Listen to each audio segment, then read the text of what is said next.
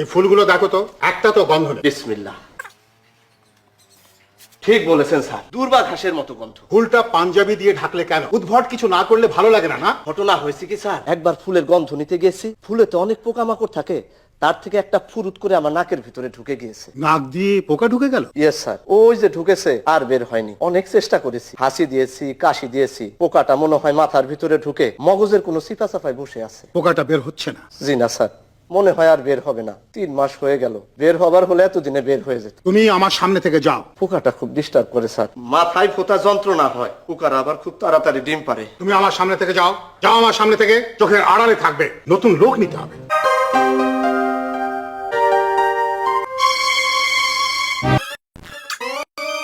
নাক দিয়ে পানি টেনে ছেড়ে দেখবেন স্যার। নাক দিয়ে পানি টানবো কেন? আমার নাক দিয়ে কি পোকা ঢুকেছে?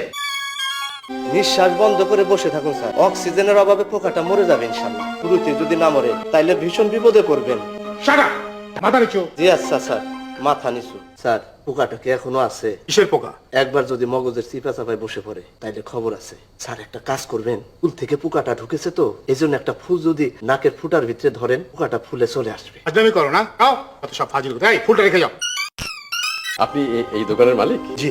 আজ আমার ভাগ্নির জন্মদিন, আমি ওর জন্য কিছু গোলাপ কিনতে চাই। কতগুলো গোলাপ কিনবেন? ও চেয়েছে 18টা, কিন্তু আমি ওকে দিতে চাই 1800 গোলাপ। আপনি চা খাবেন না কফি খাবেন? আমি চা কফি কিচ্ছু খাবো না। ওই সকালবেলা আজকে ঘুম থেকে উঠেই বাস চা খেয়েছি। 1800 গোলাপের দাম কত? 5 টাকা করে পিস, 10% কমিশন। ক্যালকুলেটর আছে? একটু হিসেব করে দেখি। ঢাকা শহরে আমাদের চাইতে সস্তায় গোলাপ কেউ দিতে পারবে না। আপনারা গোলাপ কেনেন কত করে? আমরা স্যার 50 পয়সা পার পিস কিনি। এখন গোলাপের চাষ হয় তো, ফার্মের গোলাপ, দামে সস্তা, গন্ধ নাই, পোকামা করে ভর্তি। গন্ধহীন পোকামাকড় ভর্তি গোলাপ 50 পয়সায় কিনে 5 টাকায় বিক্রি। আপনারা পেয়েছেনটা কি? ফুল বিক্রি না করে ডাকাতি করলেই তো পারেন। ডাকাতি করবো কেন? করবো কি? ডাকাতি তো করছেনি। যে হারাটা তো ডাকাতের মতো। ওর নাকের মধ্যে একটা গোলাপ গাছ ঝুঁকিয়ে বসে আছে, মাথাটাও তো মনে হয় খারাপ। পোকাটা কি বের হয়েছে স্যার? কিসের পোকা? 50 পয়সা করে কিনে কথাটা কেন বললে? আমি স্যার মিথ্যা কথা বলতে পারি না। এই পোকাটা মাথার ভিতরে ঢুকেছে, মিথ্যা কথা বললে সেটা মগজে কামড় দেয়। আমার সঙ্গে ফাজলামি করো না। আমার মতো অনেক ফাজিলকে টাইট দিয়েছি। আমার মানি ব্যাগের ক্যালকুলেটর কে নিল? ওই যে ফুল কিনতে এসেছিলেন ভদ্রলোক, রাগারাগি করে চলে যাবার সময় মানিব্যাগের ক্যালকুলেটর পকেটে ভরে ফেলেছেন। তুমি দেখেছো? কি দেখেছি? তুমি কিছু বলনি?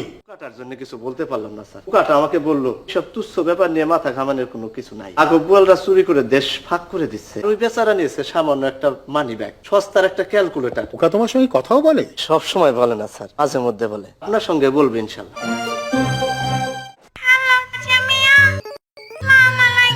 কে কে কথা বলে?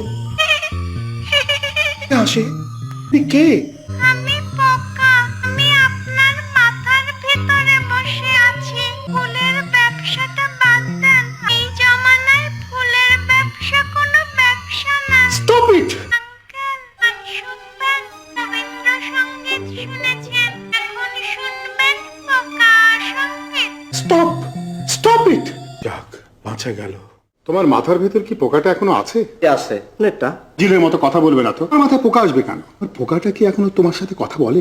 বলে স্যার, তো রাতে কথা হয়েছে। কথা?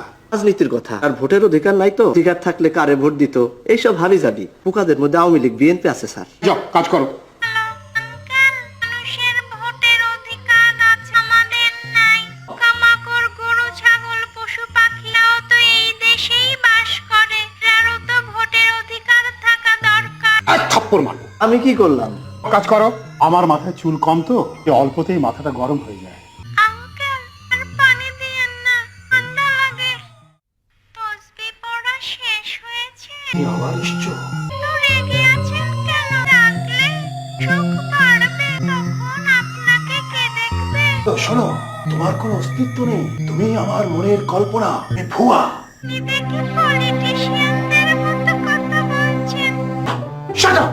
Shut up, shut up, shut up, shut up, shut up. চাচা মিয়া ভালো আছেন? ভালো আছি। চিনতে পারছেন? না। আমিও চিনি নাই। আমার নাম মজিদ, চিনছেন?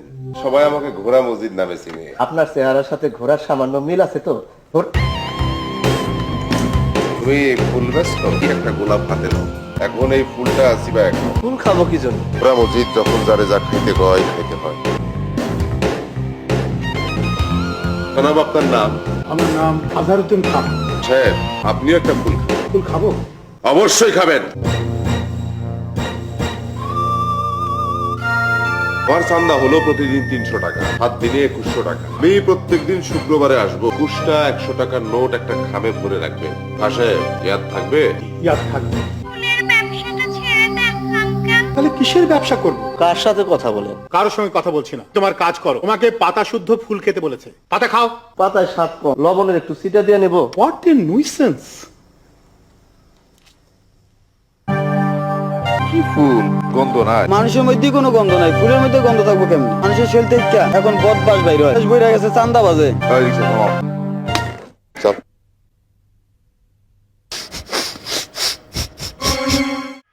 ঘোড়া মজি কি খাস? তুই মুরগি খাবি কেন? তুই খাবি ঘাস। কে কথা বলে? কে?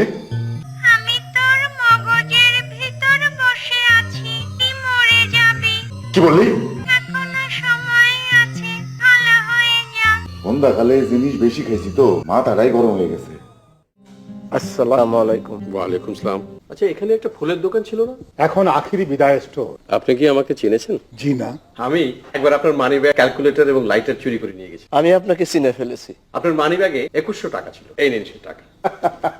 অনেক দিন মন খুলে হাসতে পারিনি, আজ মন খুলে হাসলাম। আমার ওই দিনের অপরাধটা ক্ষমা করে দেবেন। অপরাধ করে মানুষ আজকাল ক্ষমা চায়, দিনকাল বদলে যাচ্ছে। তার জন্য এক কাপ চা বাবু। আমার খুব তাড়া আছে, না। অন্য একদিন এসে চা খেয়ে যাবো।